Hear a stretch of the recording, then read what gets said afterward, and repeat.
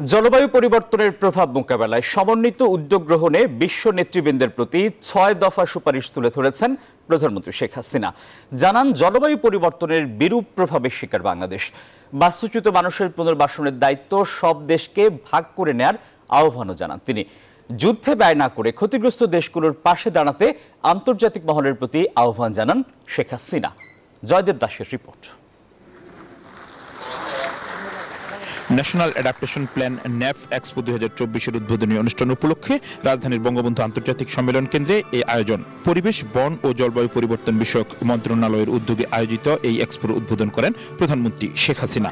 দেশি বিদেশি বিভিন্ন সংস্থার প্রতিনিধি, এনজিও প্রতিনিধি, জলবায়ু বিশেষজ্ঞ সহ প্রায় 1000 প্রতিনিধি উদ্বোধনী অনুষ্ঠানে অংশ নেন। 4 দিনব্যাপী এই এক্সপোর লক্ষ্য বিশ্বের কাছে জাতিসংঘ জলবায়ু অভিযোজনে বাংলাদেশের সফলতা তুলে ধরা। এর উদ্বোধন অনুষ্ঠানে আপনাদের সকলকে আমার আন্তরিক অভিনন্দন জানাচ্ছি। প্রধানমন্ত্রী বলেন, বঙ্গবন্ধুর পদাঙ্ক অনুসরণ করে নিজস্ব অর্থায়নে জলবায়ু পরিবর্তন ট্রাস্ট ফান্ড গঠন করে বাংলাদেশ জলবায়ু পরিবর্তন মোকাবেলায় বিভিন্ন পদক্ষেপ নিয়েছে।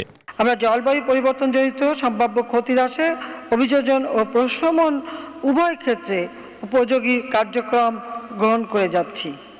এক্ষেত্রে ইউএনএফসিসিসি এর লস অ্যান্ড ড্যামেজ তহবিলতে অর্থ প্রাপ্তির জন্য বাংলাদেশ প্রয়োজনীয় উদ্যোগ গ্রহণ করবে। তিনি জানান, জলবায়ু পরিবর্তনের বিরূপ প্রভাবে হুমকির মুখে দেশের উন্নয়ন ও অর্থনৈতিক সমৃদ্ধি। বিকাশে কম খরচে ক্যাশ আউটের লিমিট বেড়ে 50,000, প্রিয় এজেন্টও 2টা।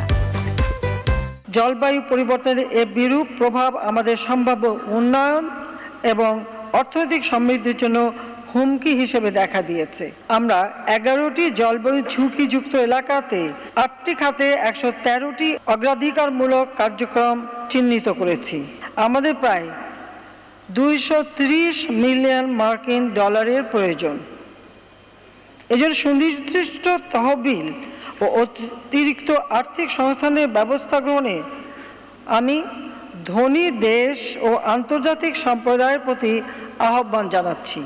জলবায়ু পরিবর্তনের অভিঘাত মোকাবেলায় উন্নয়ন সহযোগীদের সাথে নিয়ে নানান পদক্ষেপ গ্রহণ করা হয়েছে বলেও জানান সরকার প্রধান। সমুদ্রপৃষ্ঠের উচ্চতা বৃদ্ধি, লবণাক্ততা বৃদ্ধি, নদী ভাঙন, বন্যা এবং খরার কারণে বাস্তুচ্যুত মানুষদের পুনর্বাসনের দায়িত্ব সকল দেশকে ভাগ করে নিতে হবে এবং সবশেষে প্রধান অর্থনীতি সমূহকে পরবর্তী প্রজন্মের জন্য একটি টেকসই ভবিষ্যৎ নিশ্চিত করতে অংশীদারিত্বের ভিত্তিতে বিশ্বব্যাপী সকল অংশীদারদের সঙ্গে কাজ করতে হবে। ধরিত্রী রক্ষায় সবাইকে একসঙ্গে কাজ করার আহ্বান জানান প্রধানমন্ত্রী শেখ হাসিনা।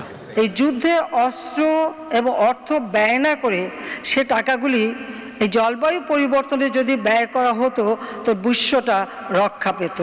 জয়দেব দাস, নিউজ 24, ঢাকা।